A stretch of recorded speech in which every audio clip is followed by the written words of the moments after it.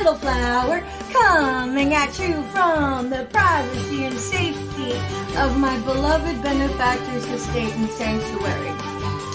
So, this is my new set of videos called Coinciding Incidents, because as a targeted individual, the opposition comes up with a lot of psychological weaponized tools of abuse and torture that the Zetzersung, that the Nazi heritage had trained their little flying flunky monkeys to enact, to sell out their soul for, to become minions of Satan himself. A lot of these people call themselves Christian, go to church by day, and then go target their individuals with their psycho stage theater. So whenever a targeted individual is asked, so what's the deal about being targeted? There's there are countless numbers of stage theater, countless numbers of gaslighting events that it's kind of difficult just to call them up on a roster. So the purpose of coinciding events is that a lot of times whenever the trained flying flunky monkeys that often parade themselves as backstabbing Christians when they're really Team Judas, what it is that they'll contrive these incidents that they were trained to do by their handlers, which are actual pedophiles and murderers. They ain't got no problem consorting with pedophiles and murderers, you know? So whatever. But I am terming this coinciding incidents because it's exactly what it is. These are double entendres that infiltrate the atmosphere just to needle the targeted individual, just to needle them to act out of sorts. So a lot of times it is just happenstance, and a lot of times it is purposeful psycho stage theater. That this is your melee for pay. That they got their little hands grubbed to come out and act out these ways toward their targeted individual and pretend they ain't doing fucking shit because they've already compromised their soul and their mind and now have been hand trained to be groomed as the Auschwitz executioners, doing their torture, their psychological havoc, their psychological needling of the individual. And it's throwing the rocks and hiding their hands. It's backstabbing and pretending they didn't throw a goddamn knife. So whenever these events come up, yeah, they just might be happenstance of a coinciding event that happened in the background of the atmosphere. And honestly, I really don't care if it's a actual contrived psycho theater or if it really is a coinciding event that just happened organically. Whenever it comes up, this is what my videos are, and this is what this portion of these files are about. So I'm just going to start relating them as I remember them. So welcome to my coinciding events file. And so enjoy the throwing of the rocks and the hiding of the hands. Yes, is it really psycho theater, or is it really an organic coinciding event? Either way, I don't care. I'm here to report the information as I recall it or as it plays out. Because at the end of the day, only God knows. Thank you for watching. Enjoy this. Okay, guys, so here's the deal. So this is part of the coinciding files, coinciding incident files that I have. And I have a series of videos here, video clips of a particular coinciding file. And I'm going to name the stray remnant, the stray fabric remnant. There we go. Well, because the template I've observed in the past is that the ops, being a psychological mindfuck game that it is, the whole point is to take arbitrary items within the context of your environment and plant them there to trigger an emotional response. To, in this particular case, to trigger you to say like, hey, somebody was here, and to create the feelings of suppression, oppression, to catalyze into clinical depression, and then finally the coup de grace would be suicide. And then I just look at it like, oh, look, they're validating my rock star. I'm like, because thieves do not break into empty houses. So for all of this crazy making, there's got to be something awesome about me. My energy. They like to harvest my energy. Apparently, I'm like crack to these bitch asses. And then but that's what they do. And, so look for the templates. If you can follow the patterns, you can lock onto their bullshit. And 9 times out of 10, the ops generally want you to lock onto it. And then after a while, they just do it in your face, Like, what you gonna do about it? What you gonna do about it?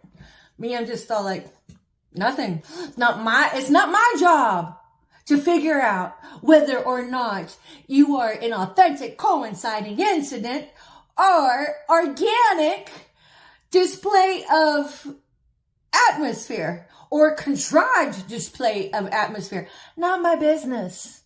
I'm just all like, because it's like this. Either way, I give it to God, So I'm like, it doesn't matter. I just look at the person and love them anyway. And if they were up to monkey business, well, I still look at the person and love them anyway. It's not my business what page they're on. My business is to give it to God and let God handle it. Because he can do way better than I ever could do in the 3D. But at any rate, it was this little piece of fabric, I mean, look how similar it looks to me. I mean, it's similar, but different. And the texture is similar, but different. And my other shirt is similar, but different. So it's this stray remnant that I'm calling forth in this coinciding incident file. And then at the shelter, they did this shit to me all the time with other remnants. And then whenever I was even in the trenches living out of my truck, they would do this shit to me every once in a while too. It might be outside my truck or just whatever. But nonetheless, after a while, you just look past it. But like I was telling my cousin Lori the other day, I said, you know what?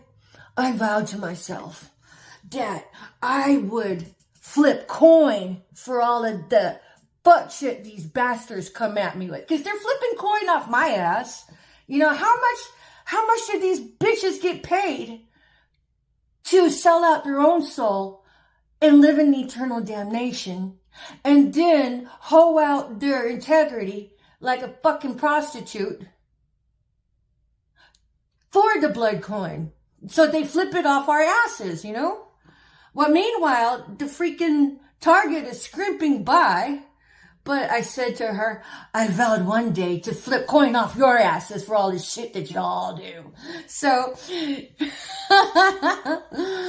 this was just the intro to that. So, onward with the coinciding incident file of the fabric remnants. Stray fabric remnant files. There we go.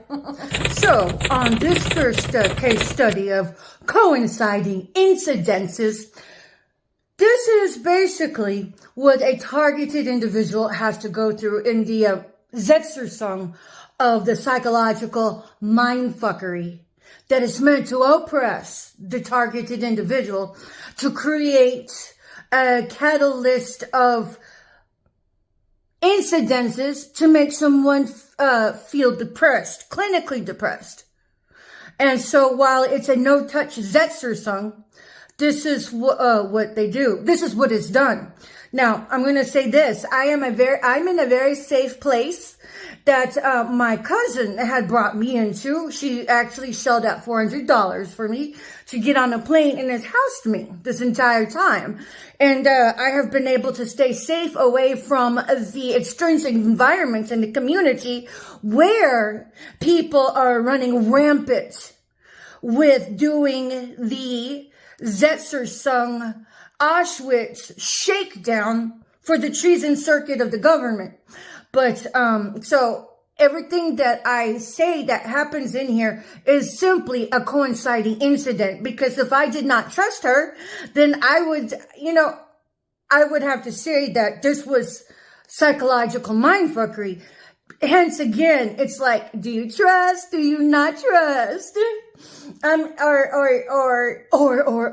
So at any rate, I explained that in the intro. So one of the things that, the templates that I have experienced is that, the opposition had placed little threads here and there that will mimic or mock something that you do or something that you wear. For me, this has happened. This is like maybe the third time. So this is laid out whenever it's been raining outside to help us soak up the animals, the dogs, paw prints on the floor. But see this right here, this has happened to me at the shelter. So this is simply a coinciding incident because I trust my cousin. But see, it's like this. And I wear these colors often.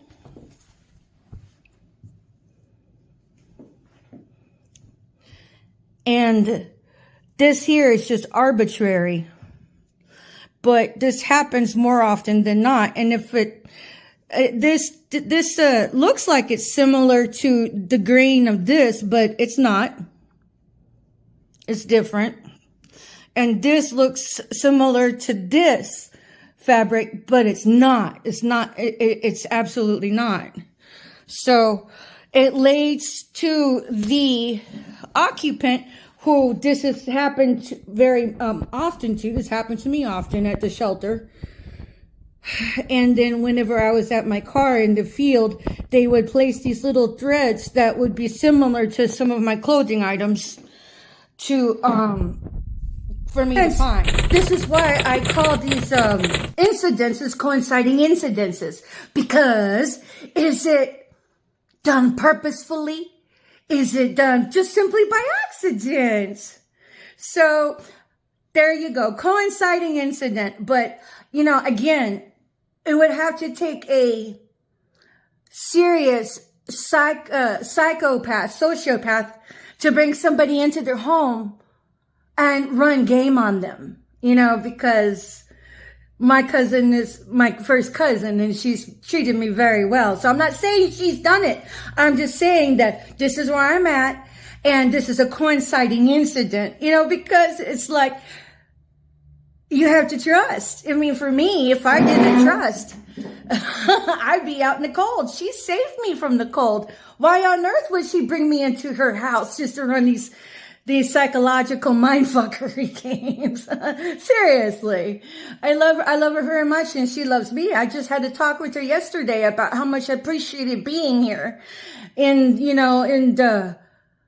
if it wasn't for her, I'd still be out in the frying pan, which I would still be out in the frying pan. So, but, I'm just taking these teachable moments to share with others what, a coinciding incident looks like. I mean, there's a plethora of them, but I'll be back to share some other coinciding incidences as I recollect them and have the energy to share that's happened elsewhere. But I just thought it was really funny and cute that it looks just like this, but it's not the same grain, it's not the same grain. It's a different fiber. So, I'm sure it's just another coinciding incident. I haven't seen my cousin Lori or her child wearing that color. It's just a coinciding incident.